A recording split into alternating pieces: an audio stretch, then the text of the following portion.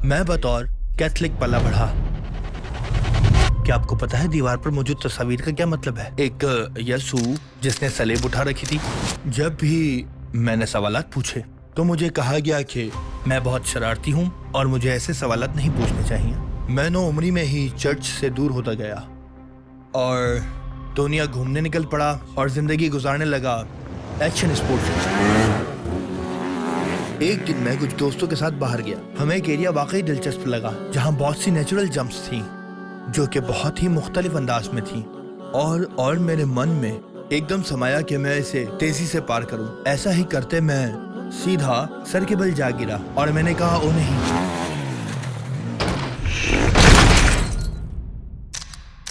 मैंने रोना शुरू कर दिया और सोचा इस सब का मकसद क्या है, क्या फायदा इस सारी कोशिश का।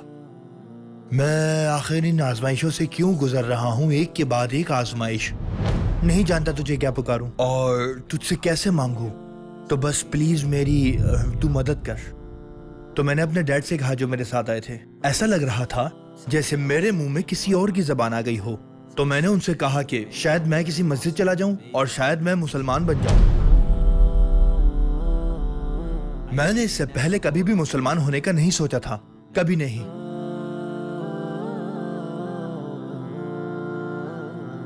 अस्सलाम वालेकुम भाई यूसुफ, हमारी दावत कबूल करने का शुक्रिया। आपको साथ देकर खुशी हुई।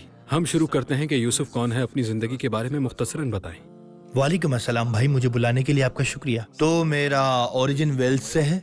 मेरा नाम जोसेफ है, लिहाजा यूसुफ इसी नाम का तर्जुमा है। मैं बतौर कैथलिक पला बढ़ा। मैं 9 उम्री में ही चर्च से दूर होता चला गया और दुनिया घूमने निकल पड़ा और जिंदगी गुजारने लगा एडवेंचर से भरे एक्शन स्पोर्ट्स की। मैंने इस करियर में कामयाबी हासिल की लेकिन मुझे सुकून नहीं मिला। यही बात मुझे खुदा की तरफ वापस लाई और इसी सफर में इस्लाम से मुठभेड़ हो गई। अल्हम्दुलिल्लाह। अल्हम्दुलिल्लाह। इस्लाम से पहले आपकी जिंदगी कैसी थी? आपका ईमान क्या था? जैसा कि मैं रोमन कैथलिक में पला बढ़ा, पता है उसमें हम खुदा के मौजू पर खुलकर गुफ्तगू नहीं कर सकते थे। यू नो मैं चर्च बहुत जाता था। मैं रोमन कैथलिक स्कूल में था। स्कूल के औकात में हमें चर्च ले जाते थे जहाँ पादरी हमसे उन्हीं मखसूस चीज़ों पे बात करता है जिस पे उसे बात करनी होती, सिर्फ मोनोलॉग्स। और जब भी मैंने सवालात पूछे मुझे बताया गया कि मैं शरारती हूँ और ऐसे सवालात नहीं पूछने चाहिए। मुझे याद है कि जब मैं छोटा था 10 साल से भी, तो एक दफ़ा उसने अपनी उंगली मेरे चेहरे पर लहराई और हंस पड़ा और फिर चल दिया। उसका नाम जो था मेरी तरह। मैंने कहा फादर जो, क्या आप जानते हैं दीवार पर इन तस्वीर में क्या हो रहा है? वहाँ यसु सलेब उठाए हुए थे, यू नो। और मैं बस तफसील जानना चाहता था कि असल कहानी क्या थी। हाँ मतलब ऐसा माहौल नहीं था जहाँ हम मजहब के बारे में खुलकर बात कर सकें। और जब कंफर्मेशन की सेकंड रिचुअल पर बात आई जहाँ आप अपना बपतिस्मा कंफर्म करते हैं, क्या आप उससे मुत्तफिक हैं? मैंने वालिदैन से कहा मैं मुत्तफिक नहीं हूँ, मैं कंफर्म नहीं करता क्योंकि मुझे मजहब के बारे में अब भी कुछ नहीं मालूम। मैं बरसों से चर्च आ रहा हूँ लेकिन मुझे कुछ नहीं मालूम। तो फिर मैंने चर्च छोड़ दिया और खुद को एग्नोस्टिक तस्वर किया, जिसे यकीन तो था लेकिन किस पर ये अभी कंफर्म नहीं। इस्लाम से पहले मैं गुमराह था, मुकम्मल तौर पे गुमराह। मुझे नहीं पता था क्यों, बस बदनज़मी थी और मेरी जिंदगी का कोई मकसद नहीं था। मतलब मैं सिर्फ दुनियावी हुसूल और मफाद के पीछे भाग रहा था। मैं बस वो काम करता जिस पे सोसाइटी में वाह वाह हो कि जाओ ये हासिल करो वो हासिल करो। यही मैं हूँ, यही कामयाबी है। और इससे मेरे अंदर एक खालीपन पैदा हो गया और तो मैं अल्लाह के फजल से उन सब चीज़ों से दूर हो गया। ईसाइयत के बारे में आपको क्या समझ नहीं आया? अगर सच कहूँ तो कुछ भी नहीं। मतलब कैसे हो सकता है कि हजरत ईसा अलैहिस्सलाम खुदा हूँ और उन्हें उसका इल्म भी ना हो? यानी उसी दौरान जब वो मसलूब हो रहे थे तो खुदा को भी पुकार रहे थे, तो मतलब वो खुद ही को पुकार रहे थे। इसका कोई मतलब नहीं बनता, कोई लॉजिक नहीं। अगर वो खुदा थे तो यकीनन रोमन्स का खात्मा करके अपने रास्ते चल देते। मेरा मतलब एक खुद मुख्तार आदमी या खुदा की तरह जो भी कह लें, बहुत सी चीजों का सेंस नहीं बनता, बल्कि इन सारी बातों का। आपकी दिलचस्पी क्या थी और ख्वाब क्या थे? मेरा ख्वाब उस वक्त उस सोसाइटी को छोड़ना था क्योंकि मैं जानता था कि जिंदगी जीने के और भी ढंग है। जिंदगी का ये मकसद नहीं कि आप फुटबॉल खेलो, शराब पियो, अपने मिजाज के खिलाफ जॉब करो, आहिस्ता आहिस्ता खुद को खत्म कर दो। बस यही बात थी कि जिंदगी इस पर खत्म नहीं है, पता है उस वक्त भी मेरे दिल की यही आवाज थी, मेरे दिमाग में यही सवार था। मैं जानता था कि जिंदगी इस तरह नहीं गुजारी जा सकती, तो मुझे ये सब छोड़ना पड़ा ताकि इस घुटन से निकलकर ताज़ा हवा में सांस लूं और दुनिया का मुशाहिदा मुख्तलिफ अंदाज में करूं। तो इसके लिए आपने खतरनाक खेलों का इंतखाब क्यों किया? और अब तक की सबसे रिस्की एक्टिविटी कौन सी थी? मेरा मतलब ये करियर तो अच्छा खासा रिस्की है। मतलब इसमें इसमें ऐसी बहुत सी कहानियां हैं जहां लोग घर नहीं पलटते और किसी खड्डे में जा गिरना, जिसे हम ट्री बेल कहते हैं, जिसमें एक बहुत बड़ा सा दरख्त होता है और उसकी शाखें होती हैं, घनी शाखों के नीचे की जगह जहां बर्फ नहीं पहुंच पाती और लोग उसमें सर के बल गिरकर दम घुटने से मर जाते हैं, यू नो। तो हर वक्त आप होशियार रहते हो, जैसे मुकम्मल तौर पर मुतवज्जा, यानी अपने ग्रुप के हर फर्द पर नजर रखना, यू नो।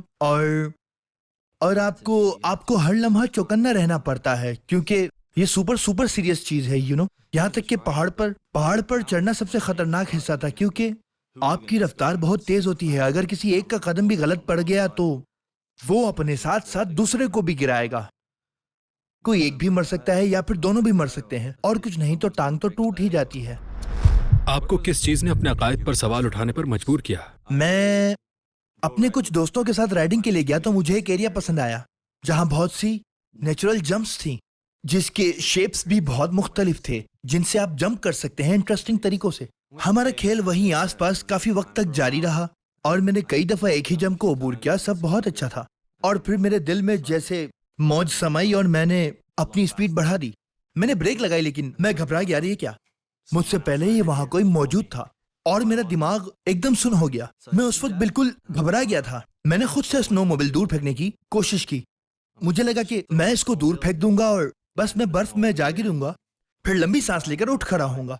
लेकिन मेरे पास वक्त ही इतना कम था कि मैं अपनी गाड़ी से उतर ही नहीं सका। स्नो मोबाइल इतने खतरनाक तरीके से गिरी कि जमीन भी चटक गई, क्योंकि ये एक काफी फ्लैट लैंडिंग थी और मेरे जिस्म का दायां हिस्सा, खास तौर पर मेरी राइट टांग, मशीन के ऊपरी हिस्से के नीचे आ गई और मेरी टांग तो जैसे कचूमर बन गया उसका, और जिस्म बर्फ में लिपट गया और मजा नहीं आया। इसमें वाकई मजा नहीं आना था। और उस दिन पहली बार मैंने किसी बड़े आदमी से गले लगने की ख्वाहिश की। 2000 मीटर की बुलंद पहाड़ की एक चोटी पर मैं वहां से खुद सवार होकर निकलने के काबिल नहीं था। जैसे मैं उस मुकाम पर बेकार हो गया था। मुझे शौक लगा, मैं जैसे सदमे में चला गया था। मैं कांपने लगा बहुत बुरी तरह से और अंदर से बेचैन हो गया। मैंने वहां अपने साथी से कहा कि बाजू मुझ पर रखो और मुझे थाम लो बस। और मैंने उसका बाजू ऐसे पकड़ रखा था। मैं शदीद तकलीफ में था और मैं कुछ शोर भी मचा रहा था, जिसे चीख रहा था, कर्रा रहा था। और उस दौरान हेलीकॉप्टर को आने में कुल 45 मिनट लगे। उन्होंने मुझे लाफिंग गैस दी ताकि दर्द दूर हो। फिर मैंने कुछ फजूल से लतीफे सुनाना शुरू कर दिए, क्योंकि ये वाकई आपको एक इल्यूजन में डालकर सब भुला देता है। मैं दर्द को नहीं भूला, क्योंकि वो अब मुझे एक स्ट्रेचर पर ले गए। 8 आदमियों की जरूरत पड़ी, क्योंकि बर्फ बहुत गहरी थी और उन्हें मुझे वापस हेलीकॉप्टर तक चलाकर ले जाना पड़ा। और मेरा पाँव स्ट्रेचर से इस तरह लटक रहा था।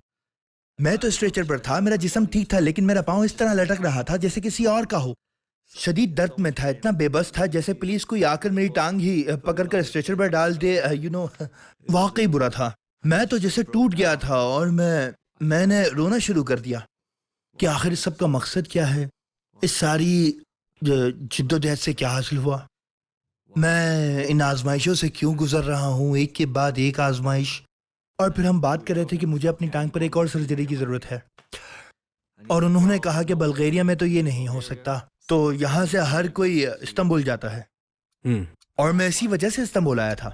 आपने पहली बार इस्लाम के बारे में कब सुना और आपका सफर इस्लाम की तरफ कैसे शुरू हुआ? हाँ, तो जब मैं इस्तांबुल आया सर्जरी के लिए, जो कामयाब रही अल्हम्दुलिल्लाह, मेरे दिल में एक एहसास था कि मुझे यहाँ रहना चाहिए।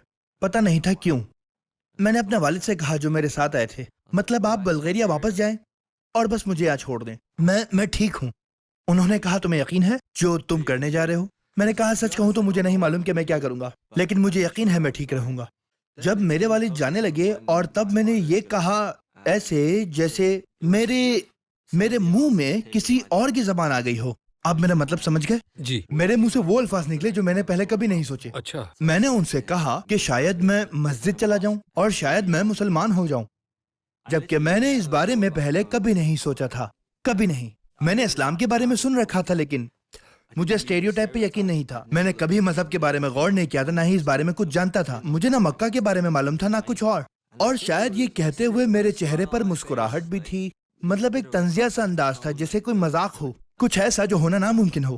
یہ بہت عجیب تھا، یہ بہت ہی عجیب تھا. تو وہ چلے گئے اور کچھ دنوں کے لیے ان کے آخر کے دن میں تھوڑا فکر مند رہا، کیونکہ مجھے معلوم تھا کہ میری صورتحال اچھی نہیں ہے. میرے پاس پیسے کم تھے اور مجھے نئی سرجری کے بعد فزیو بھی کروانا تھا، اور اس شہر میں میرا کوئی دوست نہیں تھا اور میں نہیں جانتا تھا کہ میں کہاں رہوں گا. لیکن مجھے احساس تھا، تو میں اپنے ہوٹل میں رات کے وقت اپنے بستر پر دوبارہ دعا کرنا شروع کر دیتا ہوں. اے خدا پلیز مجھے بتا دے کہ میں یہاں کیوں رکنا چاہتا ہوں. میں جانتا ہوں مجھے یہاں رہنا ہے، مجھے دکھائے کیوں. کچھ دن بعد میں فزیو سے بالکل بیزار ہو گیا تھا. یہ بس مجھے نچوڑ رہی تھی، ذہنی، جسمانی، روحانی طور پر. مجھے بریک کی ضرورت تھی. اوکے تو کیا کریں؟ میں تیر اندازی کا بھی شوقین تھا. تیر اندازی خون میں شامل ہے ویلز کے، اور چاہتا تھا کہ جا کر کوئی عثمانی کمان دیکھوں. میں پہلی بار میٹرو بس میں سوار ہوا. مجھ سے میرا اسٹاپ مس ہو گیا، بالکل بھول گیا، اور مجھے وقت کا احساس بھی تھا. تو میں اندازے سے ایک طرف تیزی سے چلنے لگا. میں بالکل اندازے سے چل رہا تھا، مجھے کچھ نہیں پتا تھا. کسی چیز نے مجھے چونکا دیا، جیسے میں کافی دور چلتا گیا اور اس نے مجھے باہر نکالا. اور میں نے سوچا ٹھیک ہے، میں تھک گیا ہوں یار، مجھے ایک بریک چاہیے. مجھے بخار محسوس ہوا اور پاؤں میں بھی تکلیف تھی. میں پیاسا بھی ہوں لیکن میں ہوں کہاں؟ مطلب میں بریک لوں بھی تو کہاں، رائٹ؟ میں نے ارد گرد دیکھا تو میں ایک مسجد کے گارڈن میں کھڑا تھا، اور میں نے وہاں ایک بڑا سا داخلی دروازہ دیکھا. میں نے ایک طرح سے اس کی طرف دیکھا، میں نے پیچھے مڑ کے دیکھا، اور میں اسی لیے ہی گیا تھا. میں اپنی جگہ جم کر رہ گیا. میں زندگی کے اپنے ذاتی اصول سارے بھول گیا. میں مسجد میں کھینچے چلا گیا اور میں وہاں پہنچا، اور اچھا اب کیا؟ ایک لمحے تو میں مسجد کے اندر کی خوبصورتی میں کھو گیا. مجھے نہیں پتا تھا کہ یہاں اکثر سیاح سیر کے لیے آتے ہیں، رائٹ؟ اور میرا مقصد یہ نہیں تھا، نہ میں جانتا تھا کہ مسجد بھی موجود ہے. اور کچھ دیر فن تعمیر دیکھنے کے بعد میں سمجھ گیا کہ میں ایک مسجد میں ہوں، ایک عبادت گاہ میں. میں عبادت بھی کر سکتا ہوں، لیکن مجھے تو صرف عیسائیوں والا طریقہ آتا تھا. تو میں جیسے عبادت کے لیے جگہ تلاش کرنے لگا، رائٹ؟ یہ سیاحوں سے بھری ہوئی تھی. یہ ایک فنی ایکسپیرینس تھا، اور لوگ بس اس طرح الگ ہوئے، اور میں ان میں سے ہوتا ہوا آگے بیریئر تک چلا گیا. میں نے دیکھا کوئی رکاوٹ نہ تھی، میرے زیادہ قریب کوئی نہ تھا. مطلب میں اچھے سے عبادت کر سکتا تھا. میں نے اپنے ہاتھ اس طرح کراس کیے، میں نے اپنا چہرہ مسجد کے گنبد کی طرف اٹھایا اور جنت کا تصور کیا، خدا سے باتوں کا تصور کیا. اور میں جیسے او خدا، میں آپ کو خدا نہیں کہنا چاہتا، کیونکہ لوگ پریشان ہوتے ہیں تو کہتے ہیں او میرے خدا. میرا مطلب میں پریشان ہوں، لیکن میں ایسا نہیں کرنا چاہتا. یہ ایک توہین آمیز اصطلاح کی طرح لگتا ہے. میں آپ کو لارڈ نہیں کہنا چاہتا، کیونکہ یہ ایک امیر زادے کی طرح لگتا ہے، اور میں والش ہوں. میں نہیں جانتا کیا پکاروں اور آپ سے کیسے دعا کرنی ہے. میں نہیں جانتا کہ میں استنبول کی ایک مسجد میں کیا کر رہا ہوں. تو پلیز بس میری مدد کریں. 10 سے 15 منٹ بعد مجھے ساتھ کھڑی ایک لڑکی نے روکا. اس نے کہا ایکسکیوز می، اور میں نے دعا چھوڑ کر اسے دیکھا اور کہا یس. اس نے کہا تم انگریزی بولتے ہو؟ میں نے کہا. اس نے کہا کہ کیا آپ اسلام کے بارے میں جاننا چاہتے ہیں؟ میرے ذہن میں آیا کہ شاید یہ میری دعا کا جواب ہو، تو میں نے کہا جی ہاں ضرور. پھر مسجد میں ہمیں ایک اچھی جگہ بیٹھنے کو مل گئی. ہم 1-2 گھنٹے بیٹھے، اور گفتگو کے دوران میرے پاؤں میں بہت تکلیف تھی، کیونکہ میں فرش پر ٹھیک سے نہیں بیٹھ سکتا تھا. لہٰذا میں اسے سننے کے ساتھ اپنے دل میں طاقت برقرار رکھنے کی دعا مانگ رہا تھا. اور میں دعا گو تھا کہ اس کے ذریعے مجھے وہ مل جائے جو خدا مجھے دینا چاہتا ہے. اس کھوج میں میری مدد کر، میرا درد دور کر دے، تاکہ میں اچھی طرح فوکس کر سکوں، کیونکہ درد کی شدت سے میری توجہ ہٹ رہی تھی. میں ہر قسم کے سوال پوچھتا تھا اور وہ جواب دیتی تھی. اس نے میرے کسی سوال پہ مجھے نہیں ٹوکا کہ یہ نہیں پوچھنا چاہیے. एक मुख्तलिफ वेलकम जो कभी चर्च में नहीं हुआ, ठीक? मेरे कैथलिक होते हुए भी मुझे मुंह ना लगाया, और यहाँ मैं मुसलमान नहीं था लेकिन मेरे सवालों के जवाब मिल रहे थे। अब सब कुछ लॉजिक समझ आ रहा था और साथ ही सब कुछ सही महसूस हो रहा था, सब कुछ दुरुस्त महसूस हुआ।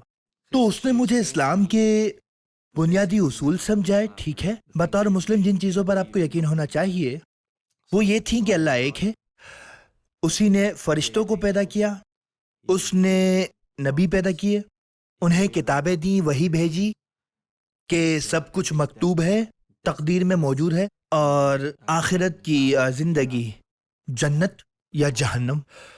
तो मैंने उन सब चीज़ों से इत्तेफाक किया। मैंने कभी यसू या मरियम से दुआ नहीं मांगी, उसकी तुक नहीं बनती थी, वो भी लोग हैं। उसने कहा अगर आप इन चीज़ों से मुत्तफिक हैं, फिर बुनियादी तौर पर आप पहले ही मुसलमान हैं, आपको सिर्फ एक या दो लाइनें कहने की ज़रूरत है और आप मुसलमान बन जाएंगे। तो क्या आप ये करना चाहेंगे? और मैं जैसे हाँ, क्यों नहीं, सुभान अल्लाह। हाँ। तो मैंने कर लिया और मैंने उसी वक्त शहादत पढ़ ली। मैंने अपनी शहादत पढ़ी जो कि एक आसाबे कशीदा तजुर्बा था, क्योंकि फिर उसने कुछ लोगों को हाथ हिलाकर बुलाया, जिनमें एक बड़ा सा शख्स किसी चेचन जंगजू की तरह था। मैं ठिठक गया कि ये हो क्या रहा है। तो वो मुझे मस्जिद के सामने ले गए, मेरे साथ बैठ गए और मुझे सिखाया कि इसे सही तरह कैसे कहना है, और वो मेरे साथ चले। फिर वो मेरा यूसुफ नाम भी दरअसल उसी खातून ने रखा। उसने कहा मुबारक हो यूसुफ, अब आप एक मुसलमान हैं। और फिर वो मुझे मरकज में वापस ले गए और मुझे मजीद मालूमात दी, जो मेरे लिए बहुत ज्यादा था। बहुत ज्यादा। जहाँ एक और भाई ने मुझे इससे बचाया। उसने कहा भाइयों रुको, इसकी हालत तो देखो, ये इसका पहला दिन है, इसने अभी मजहब के बारे में सीखा है। आराम से, हमारे पास वक्त है, हम मजीद किसी और वक्त भी बात कर सकते हैं। तो वाकई उसने मुझे बचाया। कई लोग जो इस्लाम पर गौर करते हैं उनमें माजी की बुरी आदतें होती हैं। क्या ऐसे शख्स को मुसलमान होना चाहिए जब तक वो इन सब को तर्क करने में कामयाब ना हो जाए?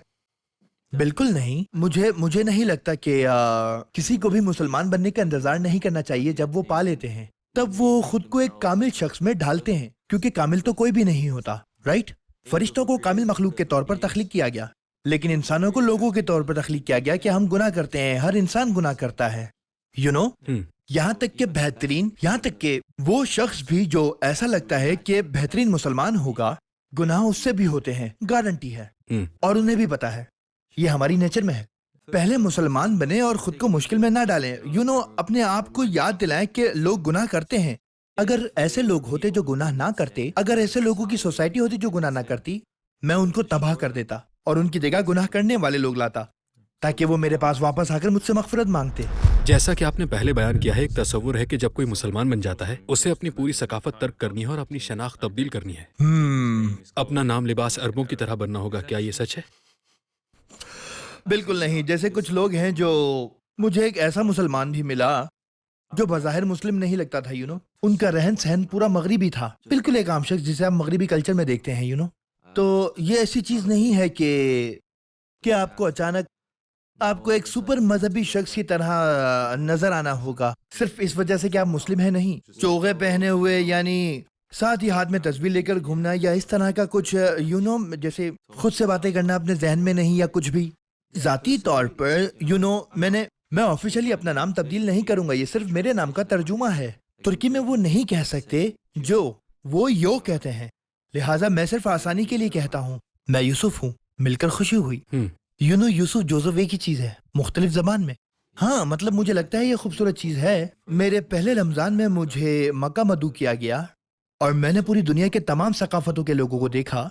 ये एक खूबसूरत चीज थी, हर कोई मुसलमान था। तो इसका मतलब है कि हम सब जिंदगी के उन बुनियादी उसूलों पर मुत्तफिक हैं, लेकिन हमारे पास अपनी सकाफतें हैं जो हमें मुख्तलिफ बनाती हैं और हमें मुख्तलिफ तरीकों से मरबूत करती हैं। जैसे मैंने लोगों को ऐसे फंटास्टिक ड्रेस में देखा जो पहले कभी नहीं देखा था, लिहाजा आप अपनी सकाफत को बिल्कुल बरकरार रख सकते हैं। मुसलमान बनने के बाद क्या आपने कभी गैर मामूली वाक़ये का तजुर्बा किया है जिससे आपको ये महसूस हुआ हो कि आपका अल्लाह के साथ खास ताल्लुक है? सबसे पहले मेरे पास पैसे नहीं थे, पैसे कम थे, लेकिन मुझे ज्यादा परवाह नहीं थी। अल्लाह फराहम करेगा। मैं अच्छा हूँ, कोई फिक्र नहीं। मेरे पास पैसा कम है इसलिए मुझे मोहतात रहना चाहिए। मेरे पास क्या बचा है, लेकिन कोई हर्ज नहीं, अल्लाह देगा। और फिर मेरी एक तरह से आजमाइश हुई।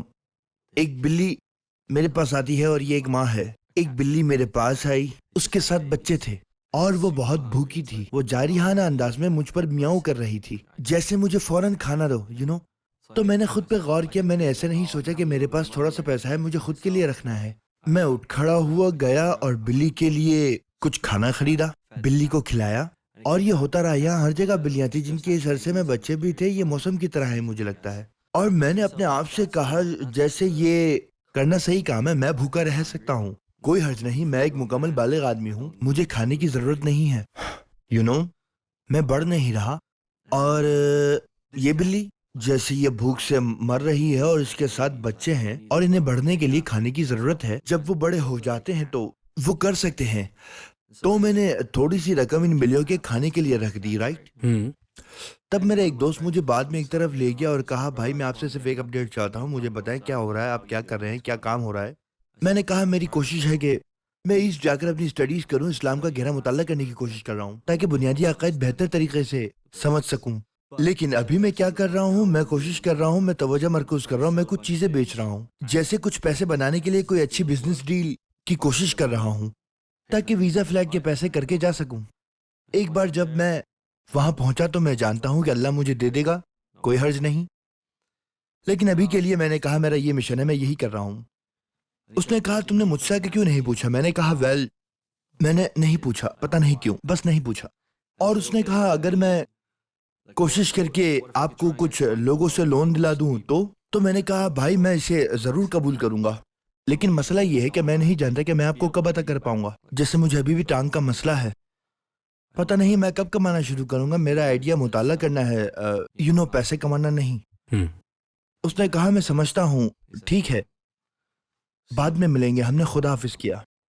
اگلے دن میرے پاس آیا اور کہنے لگا بھائی آپ کے لیے کچھ لوگوں سے پیسے ملے ہیں. میں نے کہا ٹھیک ہے یہ تو بہت اچھا ہوا, پھر بتاؤ کہ وہ کون لوگ ہیں, وہ اس کی واپسی کی توقع کب کرتے ہیں. اور وہ بولا نہیں یار یہ آپ کے لیے صدقہ ہے. تو انہوں نے یہ ڈیسائیڈ کیا ہے کیونکہ بطور مسلمان اگر کسی کے پاس مال ہے تو وہ صدقہ دیتا ہے, جیسے اگر آپ غریب نہیں تو آپ کو اپنے مال کا 2.5% دینا ہوگا ہر سال کسی محتاج کو صدقہ. اور اس نے کہا یہ ان کا زکوٰۃ ہے, انہیں ویسے بھی یہ کسی ضرورت مند کو دینا تھا. آپ محتاج ہیں اور آپ خاص اسلامی علم کے حصول کی کوشش کر رہے ہیں. تو اس نے کہا یہ پیسے بغیر کسی شرط کے ہیں اور واپس نہیں کرنے. میں تو حیرت زدہ رہ گیا. اور اس طرح میں اپنے آپ سے کہتا ہوں شاید یہ اس وجہ سے تھا جو میں نے بلیوں کے ساتھ کیا, مجھے نہیں معلوم, یا شاید اس لیے کہ میں نے خدا پر بھروسہ کیا کہ وہ میرا بندوبست کرے گا, جیسا کہ وہ قرآن مجید میں کہتا ہے کہ میں مہیا کروں گا. اور حیرت انگیز ہے. مغرب میں لوگ عام طور پر اسلام کے لیے سرد مہر رہتے ہیں, اس کے پیچھے کیا وجہ ہے؟ اور آپ کچھ منٹس میں اپنے غیر مسلم مغربی ممالک کے ساتھیوں کو کیا مشورہ دیں گے؟ ہاں آپ نے جو کہا وہ سچ ہے. ایک سرد مہر ہے یا ریزرو رہتے ہیں آپ کہہ سکتے ہیں, یا مغرب میں اسلام کے خلاف ایک بلاکیج ہے. لوگ عام طور پر اس بارے میں بات کرنے یا سوچنے کے لیے تیار نہیں ہیں. اور اس کی وجہ یہ ہے کہ اسلام کے خلاف پروپیگنڈا کی ایک بہت بڑی مہم چلائی گئی ہے ایک لمبے عرصے کے لیے. عام طور پر ہم سب جانتے ہیں کہ پروپیگنڈا گورنمنٹ کا ایک ٹول ہوتا ہے نیریٹو اور بلیف سسٹم کنٹرول کرنے کے لیے, لوگوں کا نقطہ نظر کنٹرول کرنے کے لیے. ٹھیک ہے, ہم نے دیکھا کہ ایسا ہسٹری میں کئی بار ہوا. عوام کو مشغول رکھنے یا انہیں سچائی سے دور رکھنے کے لیے ایک ٹول کے طور پر, یا کسی کارروائی کا جواز پیش کرنے کے لیے جھوٹ بولنا. لہٰذا اگر ہم سب کو یہ یقین ہو کہ مشرق وسطی کے لوگ یوں کہیں کہ عام طور پر مسلمان ممالک خوبصورت تھے, تو گرم جوش مہربان لوگ جو آپ کا خیر مقدم کرتے تھے ویسے بھی وہ ایسے ہی ہیں, وہ یہی ہیں. لیکن ہر ایک کو یہ معلوم ہوتا اور یقین ہوتا, تب دنیا ان ممالک میں سے کسی ایک کی تباہی دیکھ کر مشتعل ہو جائے گی. رائٹ.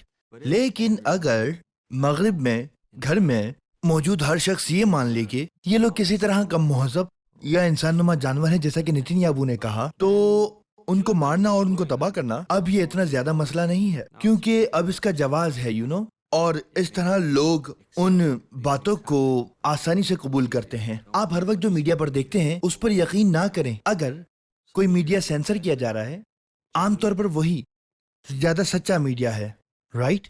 اگر اس کی پروموشن وہاں موجود ہر دوسرے نیوز آؤٹ لیٹ کے ذریعے جاری ہے تو اس کی بھی کوئی وجہ ہے, وہ کسی خاص وجہ سے چاہتے ہیں کہ آپ اس چیز پر یقین کریں.